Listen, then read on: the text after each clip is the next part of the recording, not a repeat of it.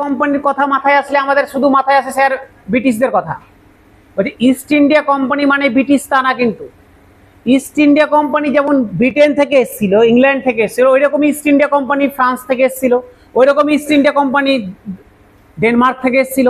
তো এরকম প্রত্যেকটা ইস্ট ইন্ডিয়া কোম্পানি, ওটা ফ্রান্সের ইস্ট ইন্ডিয়া কোম্পানি, ওটা ব্রিটেন ইস্ট ইন্ডিয়া কোম্পানি। তাহলে ফ্রান্স থেকেও একটা যখন ব্রিটেন থেকে ইস্ট ইন্ডিয়া কোম্পানি ভারতে চলে এসছে, এবার ফ্রান্সে যারা আছে ওরা বলছে এরা তো ভালোই লাভ কামাচ্ছে, এক কাজ করি আমরাও যাই। তো ফ্রান্সের বেশ কিছু যারা কোম্পানি, বড় বড় কোম্পানি ছিল, তারা নিজেরা ঐক্যবদ্ধ হলো, হয়ে একটা নতুন একটা কোম্পানির রূপ দিল, যার নাম হলো ফ্রান্স ইস্ট ইন্ডিয়া কোম্পানি। কত সাল? 1664 সাল। দেখো লেখা আছে 1664 সালে ফ্রান্স ইস্ট ইন্ডিয়া কোম্পানি তৈরি হয়। কার সময়? যখন ফ্রান্স ইস্ট ইন্ডিয়া কোম্পানি তৈরি হলো তখন ফ্রান্সের প্রাইম মিনিস্টার ছিল কোলবার্ট ছিল প্রাইম মিনিস্টার। রাজাকে ছিল লুইস 14। পরীক্ষার কোশ্চেন কিন্তু প্রত্যেকটা। কোলবার্ট ছিল ওই সময় ফ্রান্সের প্রাইম মিনিস্টার, রাজা ছিল লুইস 14। 14টাকে রোমান হরফে এভাবেই লিখবে, ঠিক আছে? 14 লিখে দিও না এভাবে। লুইস 14 ছিল রাজা। যদি তোমাকে মন্ত্রীর নাম জিজ্ঞাসা করে কোলবার্ট হবে, যদি রাজার নাম বলে লুইস 14 হবে, ঠিক আছে? আচ্ছা, নেক্সট, এটা তো 1664-তে তৈরি হলো।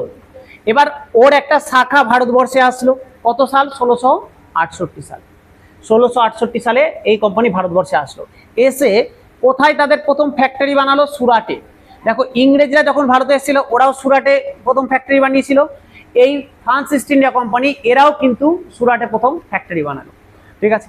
এছাড়াও এদের কিছু ইম্পর্টেন্ট ফ্যাক্টরি হচ্ছে চন্দননগর, মুসলিপট্টনম, তারপর পন্ডিচেরি। এই পন্ডিচেরি এরা বিজাপুরের শাসকের কাছ থেকে কিনেছিল, বিজাপুরের সুলতানের কাছ থেকে। মাথায় রাখবে, পরীক্ষায় কোশ্চেন দিয়েছে যে ফ্রান্সরা পন্ডিচেরি কার কাছ থেকে নিয়েছিল? বিজাপুরের শাসকের কাছ থেকে কিনেছিল, ঠিক আছে? আচ্ছা, ইব্রাহিম খান, দেখো ভালো করে শোনো, এই যে চন্দননগর, এই চন্দননগরই তো মেন সমস্যার কারণ দাঁড়িয়েছিল। আমরা যখন পলাশির যুদ্ধ পড়ে নিয়েছি আগের চ্যাপ্টারে, বললাম না বেঙ্গল পর থেকে পলাশির যুদ্ধ যখন হচ্ছিল এই চন্দননগরটাই তো মেন লাস্টে, মানে তোমার হচ্ছে যুদ্ধের মেন কারণ, আগুনে ঘি ঢালার কাজ করেছিল। এই চন্দননগর যখন ফরাসিরা দখল করেছিল, প্রথমে যখন কিনেছিল, তখন বাংলার নবাব কে ছিল? তখন বাংলার নবাব ছিল ইব্রাহিম খান। মাথায় রাখবে, চন্দননগর যখন দখল করে তখন বাংলার নবাব ছিল ইব্রাহিম খান। বোঝা গেল? ফরাসিরা যখন চন্দননগর নেয় তখন ইব্রাহিম খান ছিল বাংলার নবাব। পরীক্ষায় কোশ্চেন দিবে যে বাংলার গভর্নর বা নবাব কে ছিল? ইব্রাহিম খান ছিল তখন বাংলার নবাব। বোঝা গেল? ফ্রান্সের যতগুলো গভর্নর জেনারেল ভারতবর্ষে এসছে তার মধ্যে একজন বিখ্যাত গভর্নর জেনারেল হচ্ছে তোমার হচ্ছে কি ডুপ্লেক্স। এই ডুপ্লেক্সের নামটা খুব ইম্পর্টেন্ট। কেন ডুপ্লেক্স ইম্পর্টেন্ট? কারণ ডুপ্লেক্স আসার পরেই ফ্রান্সের সাথে ইংরেজদের 3খানা যুদ্ধ হয়েছিল। প্রথম ইঙ্গো ফরাসি যুদ্ধ, দ্বিতীয় ইঙ্গো ফরাসি যুদ্ধ, তৃতীয় ইঙ্গো ফরাসি যুদ্ধ, যে যুদ্ধগুলোকে আমরা কর্ণাটকের যুদ্ধ নামে জানি। একটু পরে দেখাচ্ছি, বোঝা গেল? পরে আসছে ওই যুদ্ধ নিয়ে, পরে আলোচনা করছি। তাহলে এই ডুপ্লেক্স কে ছিল? ডুপ্লেক্স হচ্ছে গিয়ে একজন ইম্পর্টেন্ট ফরাসি গভর্নর। আচ্ছা, একটা জিনিস, ছোট্ট একটা জিনিস জিজ্ঞাসা করি, তো সবার জানা আছে আশা করি। সত্য বিলোপ নীতি কে চালু করে? আমরা যদিও পরে পড়বো। সত্য বিলোপ নীতি, doctrine of lapse, Lord Dalhousie. তো একটু ভালো করে মাইন্ড ফ্রেশ করে শোনো, সত্য বিলোপ নীতি চালু করেছিল ডুপ্লেক্স। স্যার এতদিন ধরে তো ডালহৌসি পড়ে আসলাম। হ্যাঁ, ডালহৌসি পড়ে এসছি। বাচ্চারা যখন আমরা বাচ্চারাকে যখন পড়াই, ডালহৌসি পড়াই, এখন তো বড় হয়েছো, একটু ডেপথে এই ব্যাপারটা বুঝো। সত্য বিলোপ নীতির যে মেন কাহিনী, যে মেন মুদ্রা, সেটা ডুপ্লেক্সের তৈরি করা। কিন্তু ডুপ্লেক্সের সময় সত্য বিলোপ নীতি প্রভাব পায়নি, মানে ছড়াতে পারেনি। ডালহৌসির সময় এটা ব্যাপক আকারে ছড়িয়েছিল, কিন্তু মেন সোর্সটা ডুপ্লেক্সে, কিন্তু মেনের মাস্টার মাইন্ড ডুপ্লেক্স। বোঝা গেল?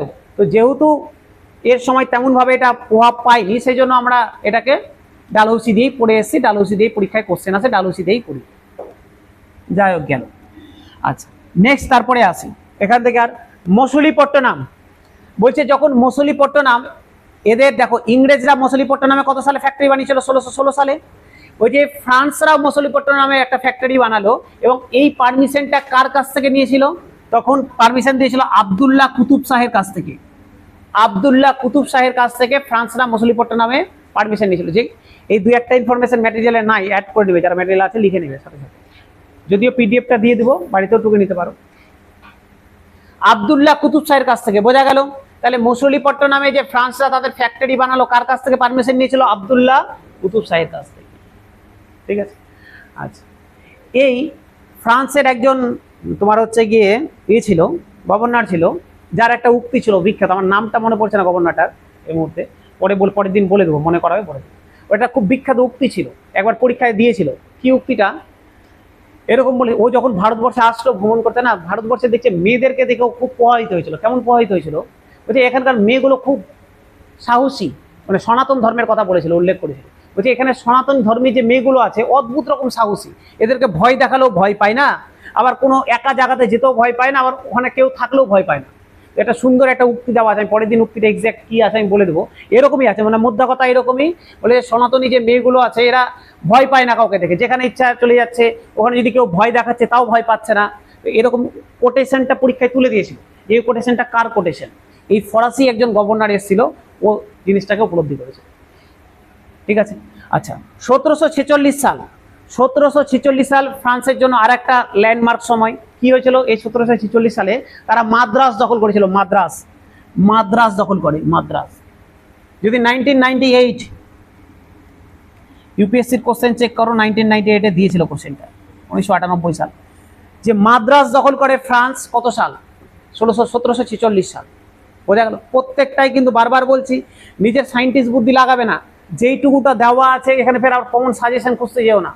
এমন কিছু বাড়তি কিছু দেওয়া নাই যেটা পরীক্ষায় আসেনি, বিভিন্ন পরীক্ষায় এসে ওই ইনফরমেশনগুলোকে কালেক্ট করা হয়েছে। তো নিজের সায়েন্টিস্ট বুদ্ধি লাগাতে যেও না, কিন্তু নাহলে ফেঁসে যাবে। 1746 সালে ফ্রান্সরা মাদ্রাজ দখল করে। বোঝা গেল? কি কি তাহলে জিনিস পড়লাম? ফ্রান্স ইস্ট ইন্ডিয়া কোম্পানি কত সালে প্রতিষ্ঠা হয়? 1664 সাল। ঠিক আছে, ওই সময় প্রধানমন্ত্রী কে ছিল? কোলবার্ট। রাজা কে ছিল? লুইস 14। ভারতে এই কোম্পানির একটা শাখা আছে কত সাল? 1668 সাল। ঠিক আছে, কোথায় তারা প্রথম ফ্যাক্টরি বানালো? সুরাটে বানালো। আচ্ছা, এরা যে ভারতবর্ষে আসলো, এদের মেইন ফ্যাক্টরি কোথায় ছিল? চন্দননগর ছিল। এই চন্দননগর কার কাছ থেকে নিয়েছিল? ইব্রাহিম খানের কাছ থেকে নিয়েছিল। তাছাড়া পন্ডিচেরি ছিল, পন্ডিচেরি বিজাপুরের সুলতানের কাছ থেকে নিয়েছিল। ঠিক আছে, ফ্রান্সদের বিখ্যাত গভর্নর জেনারেল একজন ছিলেন যার নাম ডুপ্লেক্স। ঠিক আছে, তিনি মসলিপট্টনামে তারা যে ফ্যাক্টরি তৈরি করার অনুমতি কার কাছ থেকে নিয়েছিল? আবদুল্লাহ কুতুব শাহের কাছ থেকে নিয়েছিল। 1746 সালে তারা মাদ্রাজ দখল করে। ঠিক আছে, আস্তে আস্তে এবার এগাই তোমার হচ্ছে ইসের দিকে। এই কর্ণাটকের যুদ্ধ দেখো, একটু ম্যাপটা দেখায় তাহলে বুঝতে পারবে।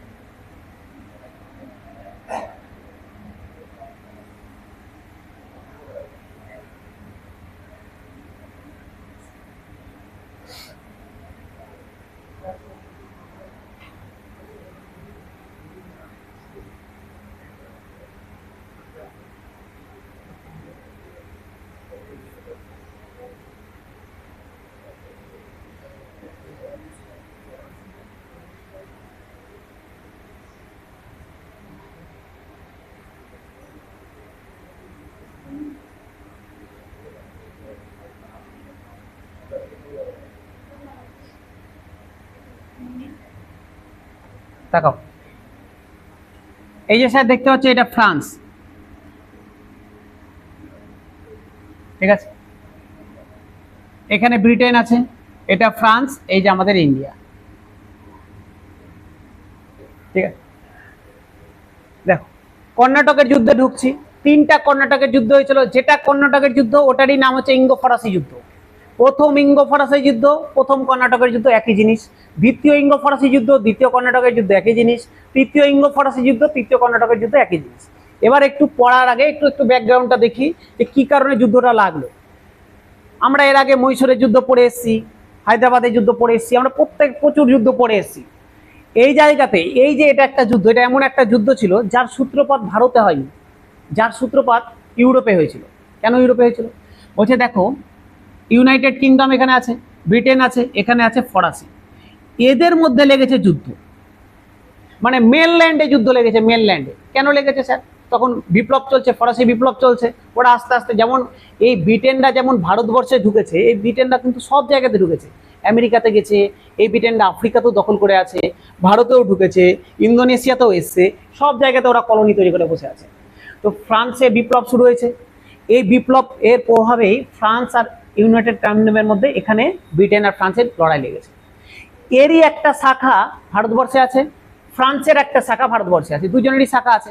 ভাবো তো, দুটো বাড়ি, আমার বাড়ি আমার পাশের বাড়ি, দুটো বাড়ি। ওই বাড়ি, আমার বাড়ি থেকে ধরে নাও আমি একটা হোস্টেলে আছি, মেসে আছি, পাশের বাড়ি থেকে একটা ছেলে, ওই বাড়ির ছেলেটাও আমার সাথে একই মেসে থাকে। মেন বাড়িতে আমার বাড়ির সাথে ওর বাড়ি ঝামেলা, কি মনে হবে, রাগ তো উঠে আছে, বাড়ি থেকে ফোন করছে ঝামেলা, দাঁড়া আজকে মেসে ওকে দেখাচ্ছি মজা, লাগিয়ে দিলাম মেসে 2-3 ঘুষি ওকে।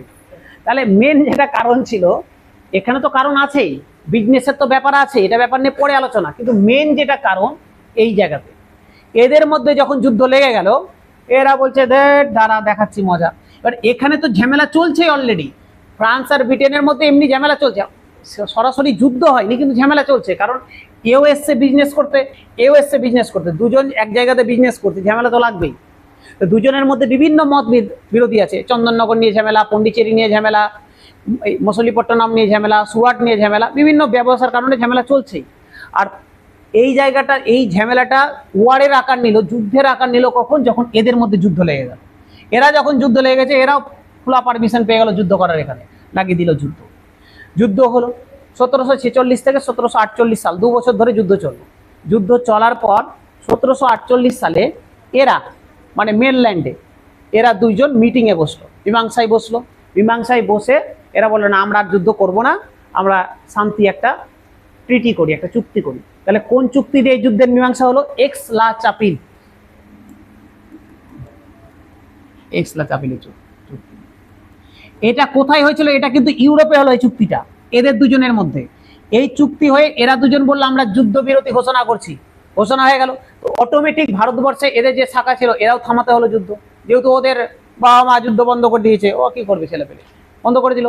কিন্তু মনে মনে রাগ কিন্তু দুজনই পুষছে, যে ফ্রান্স কিন্তু যুদ্ধে অ্যাডভান্টেজে ছিল, ফ্রান্স কিন্তু যুদ্ধটা জিতবো হয়ে গেছিল ভারতে ফ্রান্স আর ব্রিটেনের মধ্যে ফ্রান্স কিন্তু অ্যাডভান্টেজে ছিল। ফ্রান্স যুদ্ধ জিতবো, আর কিছুদিন হলে ফ্রান্স জিতে যাবে যুদ্ধ, এরকম একটা পরিস্থিতি। এর বিরুদ্ধেই ওরা মীমাংসা করে নিয়েছে, বাধ্য হয়ে এটাকে মীমাংসা করতে হলো। ফ্রান্স কিন্তু মনে মনে, আর ডুপ্লেক্স আছে তোমার হচ্ছে গভর্নর জেনারেল, ডুপ্লেক্স তো প্রচন্ড রেগে আছে, যুদ্ধ জিতে যেতাম, আর কিছুদিন হলে তো যুদ্ধ জিতে যেতাম, ব্রিটিশকে তাড়িয়ে যেতাম, আমরা একাই বিজনেস করতাম, ঠিক আছে, রাগের আছে। এই রাগটাই গিয়ে বহিঃপ্রকাশ হলো দ্বিতীয় কর্ণাটকের যুদ্ধে। দেখ এটা মুছে দিয়ে এবার ম্যাটেরিয়ালে আসি। এই রাগটারই বহিঃপ্রকাশ হচ্ছে দ্বিতীয় কর্ণাটকের যুদ্ধে।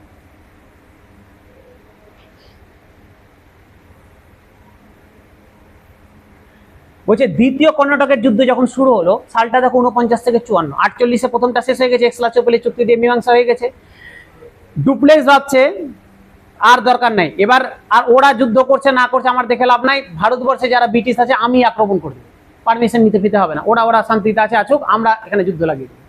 ডুপ্লেক্স করলো কি, কোনো ধরনের বার্তা ছাড়া, সতর্ক বার্তা ছাড়া, কারো পারমিশন ছাড়া, ভারতবর্ষে যারা ফরাসি ছিল ডুপ্লেক্সের নেতৃত্বে ওরা আক্রমণ করে দিল ব্রিটিশদের উপরে। 1749 সালে আক্রমণ করলো। টানা 3 বছর ধরে যুদ্ধটা চললো, মোটামুটি 3-4 বছর ধরে যুদ্ধটা চললো, 54 পয়েন্ট চললো। এই যুদ্ধে লাস্ট ফিনিশিং ব্রিটিশরা জিতে গেল। কেন ব্রিটিশরা জিতে গেল? যখন যুদ্ধটা লাগলো, অপোজিট দিক থেকে ব্রিটিশ যারা ব্রিটিশরা ভারতে ছিল, ওরা ফোন লাগালো ব্রিটেনে, যে আমাদের উপরে ফ্রান্স আক্রমণ করে দিয়েছে, সৈন্য পাঠাও। ব্রিটেন বলছে দাঁড়াও, পাঠাচ্ছি। ব্রিটেন থেকে প্রচুর সৈন্য ভারতবর্ষে চলে আসলো এদেরকে সহযোগিতা করার জন্য। ডুপ্লেক্স ফোন লাগালো ওদের প্রাইম মিনিস্টারকে ফ্রান্সে, এই ওরা সৈন্য পাঠিয়েছে, তুমি পাঠাও। ওই কানের নিজে চর পড়বে, কেন চর পড়ে? ওই যুদ্ধ করার আগে আমাকে শুনেছিলি, তোকে আক্রমণ করতে কে বলেছিল? নিজে মাতব্বরি করেছিস, নিজে কর, আমি পাঠাতে পারবো না।